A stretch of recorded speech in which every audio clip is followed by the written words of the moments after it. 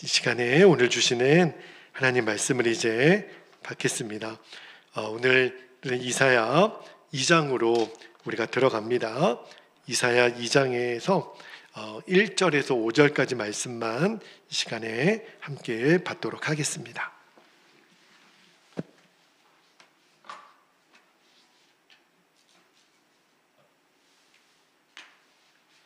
자, 이사야 2장 1절에서 5절까지 한 절씩 교독하고요. 마지막 5절은 같이 읽겠습니다. 1절입니다. 아모스의 아들 이사야가 받은 바 유다와 예루살렘에 관한 말씀이라. 말일에 여호와의 전에 산이 모든 산 꼭대기에 굳게 설 것이요 모든 작은 산 위에 뛰어나리니 만방이 그리로 모여들 것이라. 3절 많은 백성이 가며 이르기를 오라 우리가 여호와의 산에 오르며 야곱의 하나님의 전에 이르자. 그가 그의 길을 우리에게 가르치실 것이라. 우리가 그 길로 행하리라 하리니 이는 율법이 시온에서부터 나올 것이요 여호와의 말씀이 예루살렘에서부터 나올 것임이니라. 그가 열방 사이에 판단하시며 많은 백성을 판결하시리니 무리가 그들의 칼을 쳐서 보습을 만들고 그들의 창을 쳐서 낫을 만들 것이며 이 나라와 저 나라가 다시는 칼을 들고 서로 치지 아니하며 다시는 전쟁을 연습하지 아니하리라. 5절 함께요. 야곱 족속아 오라 우리가 여호와의 빛에 행하자. 아멘. 하나님 말씀입니다. 자, 이제 이사야 강의 세 번째 시간인데 오늘은 2장 말씀으로 우리가 은혜를 나누고 기도하겠는데 오늘 설교 제목이 5절 말씀 끝부분에 있는 오라 우리가 여호와의 빛에 행하자. 오늘 설교 제목이 되겠습니다. 우리가 지난 두 번에 걸쳐서 이사야 1장을 읽었고 이제 오늘 2장으로 들어가는데 1장 1절에도 그랬지만 2장 1절도 거의 비슷한 뉘앙스로 시작돼요. 자, 1장 1절을 먼저 한번 볼게요. 1장 1절에 이렇게 그때 우리가 읽었죠. 이사야가 유다와 예루살렘에 관하여 본 계시라. 그때 이제 1장 1절에서는 그랬고요. 자, 오늘 2장 1절을 다시 볼게요. 아모스의 아들 이사야가 받은 바 유다와 예루살렘에 관한 말씀이다. 여기 이제 2장 1절에 보면 이사야가 말씀을 받았다. 여기 원어 성경에는 손에 붙잡았다. 그렇게 해석이 되어 있어요. 진짜 너무너무 실감나죠. 이사야는 하나님의 말씀을 정말 내 손에 잡은 것처럼 내 눈으로 똑똑히 본 것처럼 오늘 이 말씀을 확신하고 있는 거예요. 그러니까 오늘 이사야 선지자의 말씀을 읽다 보면 막 힘이 나요. 밥을 안 먹어도 제가 오늘 이사야 2장을 읽다가 야 진짜 힘이 난다. 왜냐하면 이사야 선지자의 가슴에 지금 막 불이 일어나는 거예요. 너무 막 뜨거운 그분의 뜨거움이 그대로 지금 내게 전해지는 것 같아요. 여러분 오늘 우리가 이사야 2장을 읽으면서 하나님이 이사야 선지자에게 주셨던 그 뜨거운 확신이 저와 여러분에게도 그대로 나타나기를 축복합니다. 오늘 말씀에서 우리가 꼭 정말 붙들고 기도할 말씀이 5절이에요. 자, 5절 말씀을 다시 한번 읽어드릴게요. 오늘 설교 제목이기도 한데 야곱 족속아 오라 우리가 여호와의 빛에 행하자. 지금 이사야 선지자는 하나님의 말씀을 통해서 장차 유다와 이스라엘 가운데 임할 그 영광을 지금 바라보면서 간절하게 지금 호소하고 있는데 뭐라고 그러냐면 어떤 말로 시작하고 있냐면 야곱 족속아 이렇게 시작해요. 야곱 족속아. 아니 많은 이름도 있겠는데 왜 야곱 족속아 그랬을까? 지금 야곱 족속아 이 말은 너희들이 누군지 아느냐? 여러분 우리가 창세기를 읽었지만 이스라엘 백성들에게는 아브라함의 하나님, 이삭의 하나님, 야곱의 하나님 이 세 족장에 하나님에 대한 믿음의 고백이 있었어요. 그러니까 그거는 단순히 아브라함과 이삭과 야곱 그분의 위대함을 말하는 게 아니라 그분들이 붙들었던 하나님을 우리도 믿고 있습니다. 우리는 하나님의 백성입니다. 그러니까 아브라함의 하나님, 이삭의 하나님, 야곱의 하나님의 뜻에 담겨져 있는 것은 이스라엘 백성들의 정체성. 여러분, 우리는 대한민국 사람으로 정체성을 가지고 있잖아요. 누가 뭐래도 I'm Korean, 나는 한국 사람입니다, 이렇게 얘기하잖아요. 제가 예전에 일본에 있을 때 일본에는요 세 부류의 사람들이 있더라고요. 일본 사람이 있겠죠. 그리고 한국 사람들도 엄청 많아요. 그런데 한국 사람도 아닌 것이 일본 사람도 아닌 것이 그 중간에 너무 애매하게 있는 사람들이 있어요. 그분들이 제일 교포입니다. 그분들에게 한번 여쭤봤어요. 당신은 어느 나라 사람이라고 생각하느냐고. 근데 시원하게 대답하는 사람을 거의 못 봤어요. 우리는 일본 사람도 아닌 것 같고 우리는 한국 사람도 아닌 것 같아요. 그러니까 정체성이 너무 불안해요. 내가 어느 나라 민족의 뿌리를 두고 있는지에 대한 자신이 없어요. 그러니까 늘 마음이 불안하고 그 위기의식 가운데 있더라고요. 정말 나라가 어떻게 되면 우리가 불이익당하는 거 아닌가, 그런 염려가 있는 것을 봤어요. 여러분, 신앙생활도 똑같아요.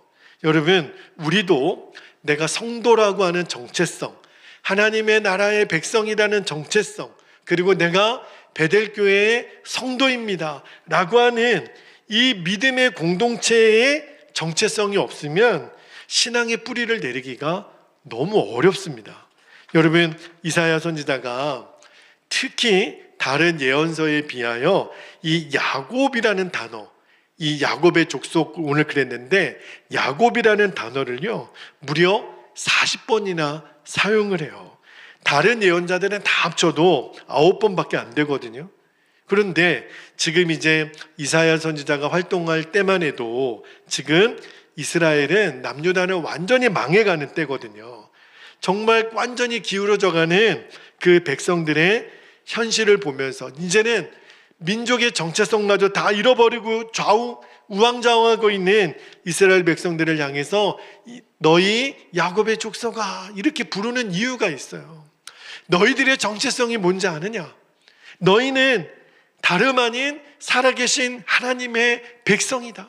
이거를 잃지 말라는 거예요. 지금 그거를 강조하고 있는 거예요. 그래서 야곱아, 야곱 족속아 이렇게 부르는 거예요. 자, 5절 후반절에 보면 그런 야곱 족속아 이런 다음에 그들을 향하여 뭐 하자고 지금 외치고 있죠? 우리가 여호와의 빛에 행하자.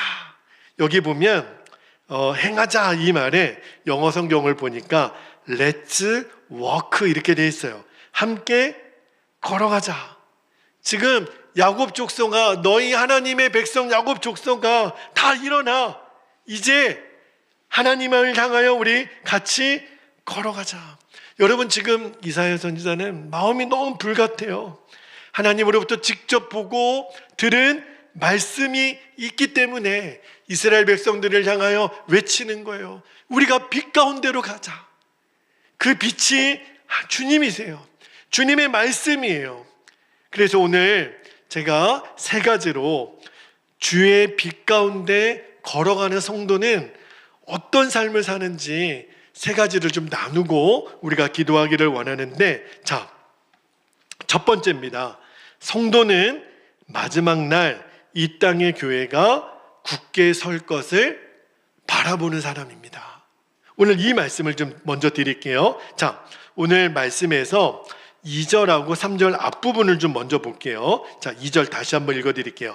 말이래 여호와의 전에 산이 모든 산 꼭대기에 굳게 설 것이요 모든 작은 산 위에 뛰어나리니 만방이 그리로 모여들 것이라. 3절에 많은 백성이 가며 이르기를 오라 우리가 여호와의 산에 오르며 야곱의 하나님의 전에 이르자. 그가 그의 길을 우리에게 가르치실 것이라. 이렇게 지금 2절 3절 말씀하는데, 자, 2절에 보면 시작하는 단어가 말이래 그렇게 돼 있어요. 이 말일이 마지막 날이거든요. 그러니까 마지막 날의 시기를 언급하고 있는데 이 말일이 상징하는 거는요, 종말론적인 의미에서 예수님이 이 땅에 처음 오셨을 때부터 이제 재림하실 때까지의 기간을 가리키는 거예요. 근데 이 말일이 단수로 되어 있습니다. 다시 말하면 한 번뿐이라는 거예요. 한 번뿐인 그 마지막 날이 우리에게 반드시 온다는 거예요. 여러분, 이게 왜 중요한 말이냐면, 우리가 비록 지금 나라는 망해가고 혼란한 지금 시대 가운데 있지만 반드시 하나님이 다시 오셔서 우리를 심판하시고 우리를 구원하실 날이 반드시 온다. 여러분, 이 말씀은 이사야 선지자가 이스라엘 백성들에게 하는 말인과 동시에 예수님의 재림을 기다리는 우리에게도 동일하게 지금 말씀하고 있는 거예요. 아무리 힘들어도 지금 너무 고난이 있어도 마지막 날이 있다는 거예요. 우리 주님 다시 오실 날이 있다라는 거예요. 그래서 우리에게 소망이 되는데, 자, 여기 보니까 그 말일에 어떠한 일이 일어나냐면 2절 후반부 다시 한번 볼게요.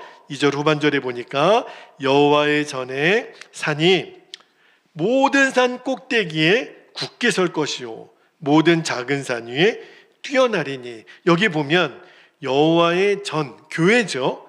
전에 산이, 그러니까 모든 신들의 머리가 된대요. 여러분, 우리나라는 아시는 것처럼 국토의 70%가 산이에요. 우리나라에서 제일 높은 산이 어디예요? 저기 북쪽에는 백두산이 있고 남쪽에는 제주도에 있는 한라산이 제일 높죠. 그렇게 최고봉들이 있는 것처럼 예수 그리스도를 교회의 머리가 되시는 예수님, 그죠? 그리고 주님의 몸된 교회를 이루는 우리 성도들이 세상에서 가장 머리가 될 거라는 거예요. 세상 가운데 가장 높이 서게 될 것이고 으뜸이 되고 머리가 된다. 누가요? 교회가. 자, 그래서 그 마음을 알았던 사도 바울이 골로새 교회 성도들에게 이렇게 편지를 했죠. 골로새서 1장 18절에 보면 그는 몸인 교회의 머리시라. 그가 근본이시오 죽은 자들 가운데서 먼저 나신 이시니, 잘 보세요. 이는 친히 만물의 으뜸이 되려 하심이라.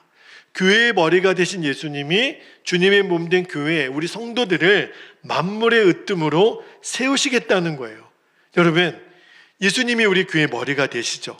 그리고 모든 만물의 예수님은 으뜸이세요. 그런데 그 주님의 임재가 있고 주님의 영광이 있는 교회도 이 세상에서 머리가 된다는 거예요. 으뜸이 된다는 거예요.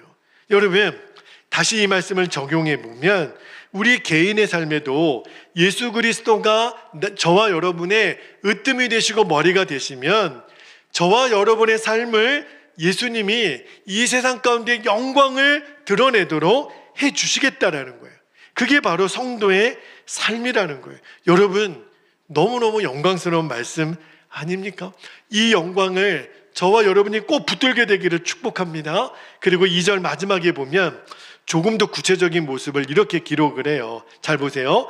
만방이 그리로 모여들 것이라. 제가 이 말씀을 읽다가 하나님, 정말 저희 베델교회가 그리 되기를, 우리가 옆에 입주한 우리 아파트 매일 땅밟게 기도하고 지금도 우리가 중보기도 하잖아요. 정말 하나님의 백성들, 구원받아야 될 영혼들을 주님 보내주십시오 기도하는데, 오늘 말씀을 준비하고 읽다가 만방이 그리로, 이 그리로가 하나님의 전이에요. 주님의 몸된 교회예요. 만방이 그리로 모여들 것이라. 하나님의 교회를 산보다도 더 높이 세우신다고 약속하셨고 모든 민족의 많은 사람들이 교회로 몰려들게 할 것이다. 할렐루야. 와, 진짜 이거는 여러분 부흥 현장의 예고편이잖아요. 그죠? 그러니까 지금 이사야는 정말 보는 듯이 말을 하는 거예요. 손에 만질 듯이 기대하고 지금 확신하고 있습니다. 그런데 여러분, 또 하나 말씀을 읽다가 어떤 생각이 드냐면, 참 이사야는 정말 놀라운 영광을 지금 보고 있는데, 그러나 현실은 지금 유대와 예루살렘의 실제 형편은 어떤 형편이냐면 세상의 중심에 우뚝 설 준비가 되어 있는 상태가 아니에요.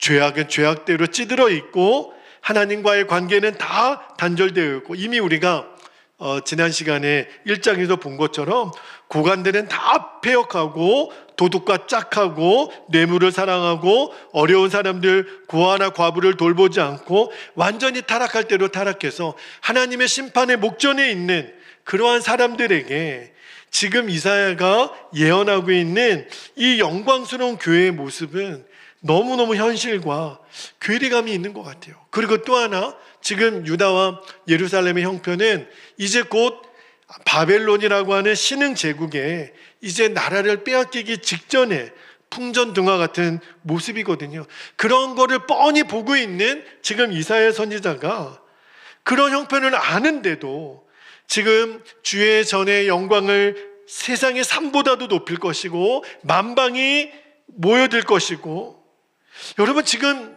이사야 선지자는 뭘 보고 있는 걸까? 그죠? 지금 이사야 선지자는 물론 망하고 있는 조국의 현실이 보이죠. 그러나 그 넘어서 하나님이 지금 이사야 선지자에게 보여주는 하나님 나라의 영광이 있어요.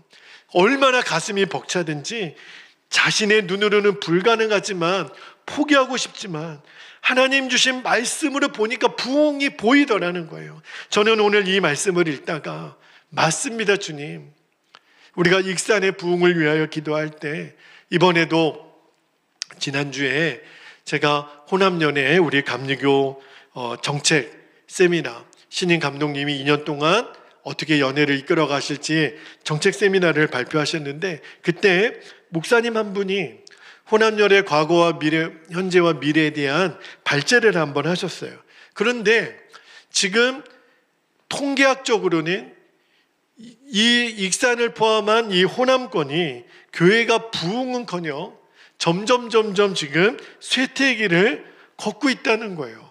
실제 우리의 현실은 너무 암울하고 다음 세대들은 점점 없어져 가고, 그런 정말 현실적으로 보면 너무 암울한데, 그러나 그렇다고 해서 우리가 이대로 손 놓고 있을 것인가? 부흥이 끝났다고 우리가 이렇게 좌절하고만 있을 것인가? 그렇지 않다는 거예요. 하나님은 하나님의 사람들을 반드시 준비하시고 하나님의 지혜와 성령의 감동함을 입은 사람들을 준비하셔서 이 호남 땅에, 이 익산 땅에 하나님의 부흥을 준비하고 계시다는 거예요. 많은 사람들은 그게 눈에 보이지 않지만 지금 이사야가 너무너무 가슴이 벅찬 거예요. 보이니까. 그죠? 하나님 나라의 부흥이 임할 것이 보이니까 말씀을 준비하다가 주님이 이 기대를 너희들이 놓쳐서는 안 된다. 인간의 눈으로는 안 될지 모르겠지만 하나님이 역사하시면 된다. 지금 이사야 선지자는 가슴이 북받쳐서 터질 것 같아요. 여러분, 사도 바울도 우리가 새벽마다 사도행전을 읽고 있지만 그분 안에 이 기쁨, 이 풍성함 얼마나 넘쳤냐면, 바울은 지금 자기가 감옥에 갇혀 있으면서도 교회와 성도들을 생각하면 너무 기쁜 거예요. 너무 풍성한 거예요. 솔직히 감옥에 갇힌 사람이 뭐가 기뻐할 게 있습니까? 그런데 그런 남들이 봤을 때는 척박하고 힘들고 이제 죽음을 목전에 둔 상황에서도 바울이 뭐라고 얘기하냐면, 자, 빌립보서 2장 18절 말씀을 볼게요.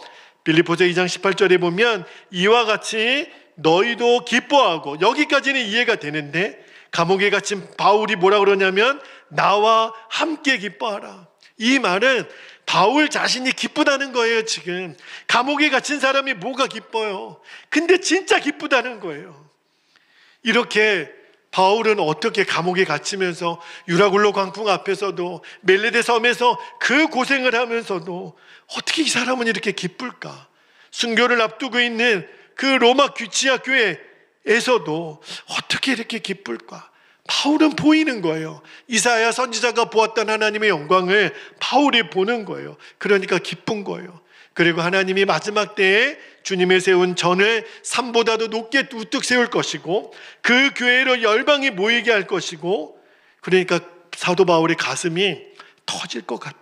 교회만 생각하면 너무 좋은 거예요. 그리고 바울이 본 대로, 이사야 선지자가 본 대로 말씀은 그대로 이루어졌습니다. 할렐루야. 여러분, 지금 2025년도 이 익산 땅에 살고 있는 우리 교회 또 우리 성도들의 현실은 만만치 않죠.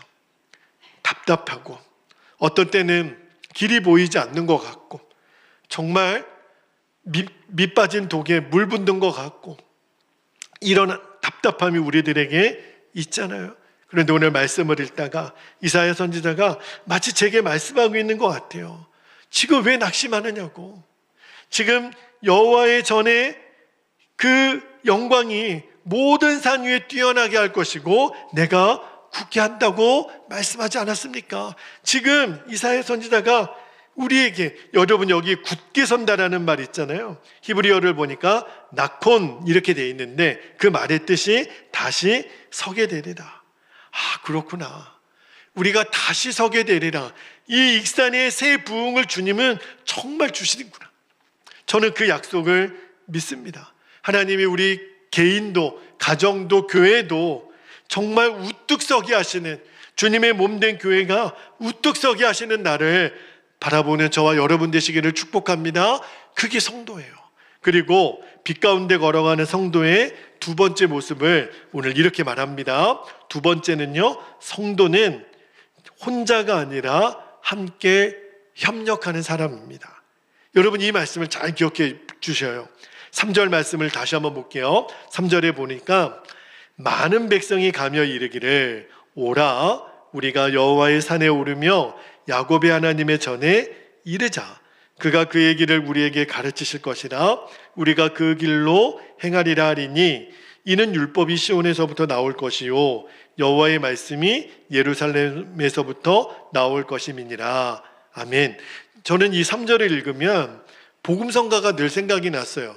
오라 우리가 여호와의 산에 올라. 그런데 오늘 말씀을 이렇게 읽다가 제가 그동안에 발견하지 못했던 표현 중에 하나가 이사야 선지자가 이 3절 말씀에서 강조하고 있는 거, 그게 바로 우리라는 단어입니다.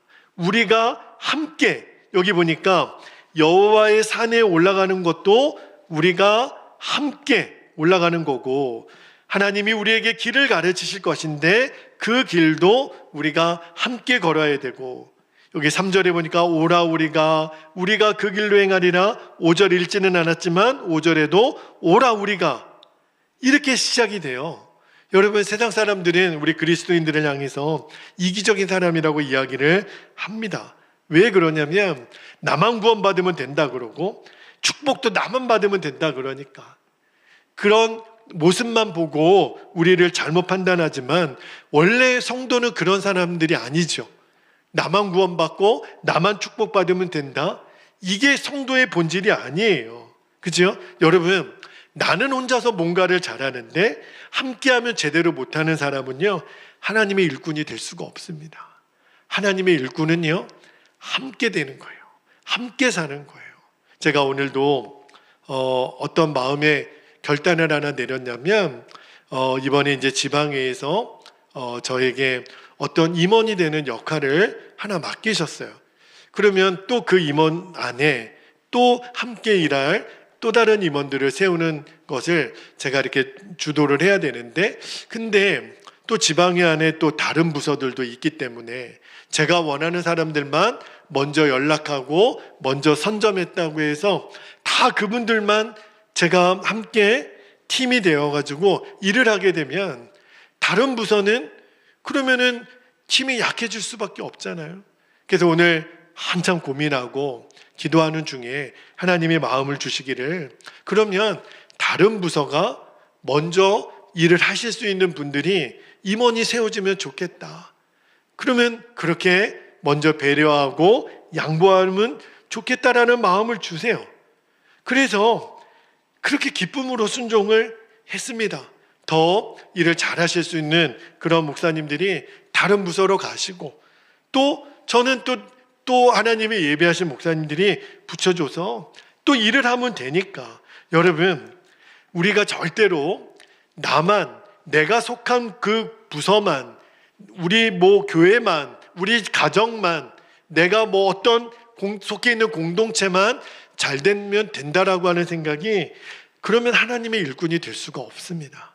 하나님의 일꾼은요, 오라 우리가예요. 오라 내가가 아니라 오라 우리가. 여러분, 마지막 날에 하나님이 사방에서 모든 민족을 그리로 모여들이게 한다고 오늘 말씀을 하잖아요. 그러면 그때가 되면 백성들의 모습이 이렇게 될 거라는 거예요. 3절에 그들은 함께 산에 오르고 이웃 친구들 친척들 이웃들 다 불러 함께 가자고, 어서 올라가자고, 우리가 그리고 함께 그분의 길을 따르자고 하게 될 거라는 거예요. 여러분, 이게 교회의 모습이에요. 하나님의 교회에 모여진 성도들의 모습이 함께 동역하고 함께 교제하고 함께 하나님의 나라를 만들어가는 거구나. 그런데 여러분, 지금 이사야 선지자가 지금 외치고 있는 유대 공동체는 완전히 하나님과의 교제도 단절됐고, 그리고 죄악이 너무 관영하니까 그들은 이미 이웃과 이웃이 단절되고 가족과 가족이 단절되고, 틀림없이 유다 공동체는 엉망진창이었을 거예요. 그런데 이런 관계의 단절이 왔을 때 사람들은 자꾸 친교하고 돈으로 같이 하고 인간관계, 그러면 그 모든 관계가 회복될 것 같지만 아니에요. 여러분, 진짜 우리가 하나 되고 협력하고 함께 승리하는 비결은요, 같이 밥 먹고 교제하고 차 마신다고 되는 게 아닙니다. 하나님이 인간을 참 되게 복잡하지만 정말 예민하게 만드셨어요. 여러분, 인간은요 반드시 소외감이나 외로움이나 어떤 인간관계에서 단절이 왔을 때, 그죠? 그런 것을 극복하고 해결할 수 있는 유일한 방법은요, 생명 공동체에서만 해결되도록 하나님이 만드셨어요. 다시 말하면 내가 외로워요, 고독해요, 삶의 의미를 모르겠어요, 함께하는 것을 모르겠어요, 다른 어떤 친목회에 가서, 등산 가서, 바다 낚시 가서, 스포츠 동호회 가서 이 감정들이 해결되는 게 아니라 살아있는 공동체, 생명 공동체에서만 그거를 경험할 수 있도록 하나님이 그렇게 우리를 만드셨어요. 그래서 여러분, 교회 공동체가 너무너무 소중한 거예요. 우리 교회가 그러한 관점에서 보면 얼마나 귀한 곳인지. 여러분, 이곳에서만, 생명 공동체에서만 사람은 외로움, 고독감, 그리고 마음의 단절의 아픔을 극복할 수 있어요. 그래서 이 자리가 너무너무 소중한 자리입니다. 여러분, 우리 베델교회를 담임하고 있는 담임 목사로 여러분에게 꼭 필요합니다. 우리는요, 기꺼이 서로의 손과 발이 되어줘야 돼요. 누구랑은 함께 일하고 누구랑은 배제하는 이런 모습이 있어서는 절대로 안 됩니다. 그러면 공동체가 세워질 수가 없어요. 우리 베델교회는 모든 지체들이, 모든 성도들이 함께 연합하고 함께 협력하는, 그게 빛 가운데 나아가는 성도의 삶이에요. 오라 내가가 아니라 오라 우리가. 이게 성도의 삶인 것을 꼭 기억하고, 자, 마지막 하나, 빛 가운데 걸어가는 성도의 세 번째 마지막 특징입니다. 세 번째는, 성도는 이 땅의 평화를 바라보는 사람입니다. 자, 오늘 4절 말씀을 볼게요. 4절에 보면, 그가 열방 사이에 판단하시며 많은 백성을 판결하시리니 무리가 그들의 칼을 쳐서 보습을 만들고 그들의 창을 쳐서 낫을 만들 것이며, 이 나라와 저 나라가 다시는 칼을 들고 서로 치지 아니하며 다시는 전쟁을 연습하지 아니하리라. 여러분, 이 이사야 2장 4절 말씀이 이사야 성경에서 굉장히 유명한 말씀이에요. 이 말씀을 읽으면 정말 기도가 저절로 되더라고요. 왜냐하면 지금 여러분 국제 정세가 너무너무 위험합니다. 정말 그 열방의 지도자들의 그 관점이 아주 극으로 자국 이기주의로만 치닫고 있어서 정말 군수산업은 더 증액되고 국방비가 더 늘어나고, 이거는 모든 나라가 마찬가지예요. 그런데 오늘 4절 말씀을 읽다가 주님, 이 4절 말씀이 그대로 우리나라에도 지금 열방 가운데 이루어지게 하여 주옵소서. 그렇게 기도가 되는 거예요. 여러분, 이 말씀을 지금 하고 있는 이사야 선지자가 바라보고 있는 지금 유다 공동체의 형편이 어떻죠?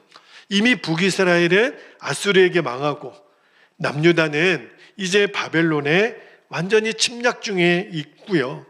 또 어떤 이들은 애굽으로 친애굽파가 있었지만 완전히 나라는 4분의 1로 이미 분열이 됐고 그 죄 가운데 완전히 엉망진창되어 있는 그 고통 중에 절망하고 있는 상황에서 지금 이사야 선지자가 이 4절 말씀을 지금 외치고 있는 거예요.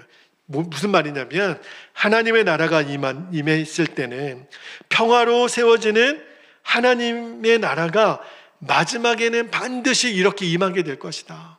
여러분, 지금 세계 도처에 전쟁의 위험 가운데 있는 나라들이 얼마나 많은지, 지금도 전쟁 가운데 있는 나라들이 있잖아요. 그런데 오늘 이 말씀이 얼마나 위로가 되고 얼마나 소망이 되는지, 여러분, 시오니즘이라는 그런 단어를 들어보신 적이 있으실 거예요. 그런데 시오니즘이 이스라엘 백성들만이 쓰는 독선적인 시오니즘이 아니라 저는 모든 민족에게 열려있는, 그러니까 이스라엘 사람들이 실제로 그들이 갖고 있는 메시아가는 메시아가 다시 왔을 때는 이스라엘만 구원할 거라고 하는 굉장히 배타적인 시오니즘을 갖고 있는데, 성경이 말하는 진짜 시오니즘은 그게 아니에요. 이스라엘만 구원하는 게 아니라 모든 민족에게 문은 열려 있어요. 그리고 그 메시아는 바로 예수 그리스도, 그분이라는 거예요. 그 소망의 묵시인 거예요. 어떤 사람들은 이 시오니즘을 잘못 해석을 해서 병역을 기피하는, 여호와의 증인과 같은 사람들은 이 말씀을 그렇게 잘못 해석을 하죠. 또 어떤 사람들은 자신들의 손으로 평화를 만들고자 무기를 얼마나 많이 만드는지. 여러분, 하나님의 방법은요, 절대로 누군가를 죽여서 이루는 게 하나님의 방법이 아니에요. 여기 4절에서 말하는 진짜 하나님이 다시 오실 이 평화는요, 사람의 노력과 정의로 이루어지는 게 아니라 하나님이 개입하시고 하나님이 다스리시는 평화를 말하는 거예요. 그리고서 어떤 일이 일어날 거냐고 예언을 하셨냐면, 어떤 군대 갈등이나 훈련도 일에 필요 없어요. 왜냐하면 평화가 올 거니까. 여기 전쟁의 기구였던 칼과 창이 어떻게 돼요? 이제 농사기구인 보습과 낫으로 바뀔 거니까. 저는 그렇게 기도합니다. 하나님, 이제 국방을 증가하는 그러한 온 나라의 정책이 바뀌어서, 온 세계의 정책이 바뀌어서 이제는 함께 살고 우리가 정말 이 창과 칼이 보습과 낫으로 바뀌는 역사를 속히 허락하여 주옵소서. 여러분, 이 땅의 진정한 평화는 인간의 힘으로 되는 게 아니더라고요. 하나님이 나타나셔야 돼요. 그리고 그분이 일하셔야 돼요. 올해를 살아가면서도 2025년, 제가 익산에 2022년 2월 23일에 왔는데 그 다음날 2월 24일 날 우크라이나 러시아 전쟁이 일어났어요. 그래서 제가 이 익산 땅에 온 날을 늘 잊지 못해요. 열방을 위해서 기도하다 보면 올해는 또 얼마나 많은 전쟁과 사고와 재난의 소식을 듣게 될까, 그런 어떤 암울한 마음이 들 때도 있어요. 그런데 해결책은 사람에게 있지 않더라고요. 모든 것을 판단하시는 분은 하나님 그분이세요. 주님이 다스리셔야 돼요. 온 열방의 왕은 오직 주님이 되셔야 됩니다. 그래서 사람을 공포로 몰아가고 목숨을 빼앗고 이 고통으로 몰아가고 있는 이 모습들이 하나님의 은혜 가운데 평화가 임하도록 이제 우리가 정말 기도해야 됩니다. 우리 민족도 지금 너무너무 위기 가운데 있지요. 인간의 방법으로 해결되는 평화가 아니라 하나님이 개입하시고 다스려 주시는, 그래서 임하는 평화가 우리 이민족 가운데도 임하기를 기도하는 저와 여러분 되시기를 축복합니다. 이제 우리 함께 기도하겠습니다. 오늘 우리가 이사야 2장을 읽으면서 정말 빛 가운데 하나님의 서게 되는 성도의 세 가지 모습을 우리에게 말씀해 주셨어요. 그거를 가지고 우리가 두 가지 기도 제목을 나누고 우리가 붙잡고 기도하기를 원하는데, 자, 첫 번째 기도 제목입니다. 마지막 날 교회와 성도들을 굳게 세워주실, 우리를 온 산보다 더 높게 세워주실 하나님의 섭리와 계획을 분명히 믿게 하옵소서. 여러분 걱정하지 마십시오. 교회가 힘들다 어렵다 그렇지 않아요. 하나님은 마지막에 반드시 주의 몸된 교회와 성도들을 사용하셔서 하나님의 영광을 드러내실 것입니다. 두 번째, 이 땅에 사는 동안 우리는 늘 함께 협력하는 사람들이 되는 거예요. 그리고 평화를 이루는 일에 쓰임받는 우리 교회와 성도들이 되게 해달라고. 절대로 분열되는 일에 쓰임받지 않고 함께 협력하며 오라 내가가 아니라 오라 우리가 여호와의 산에 오르는 거예요. 그리고 이 땅의 전쟁이 이제 그쳐지고 칼과 창이 보습과 낫으로 바뀌는 일에 하나님 쓰임받는 우리 교회와 성도들이 되게 하여 주옵소서. 오늘 허락하신 말씀과 우리 기도 제목을 붙잡고 이 시간 주님의 이름을 간절히 부르고 통성으로 기도하겠습니다. 주여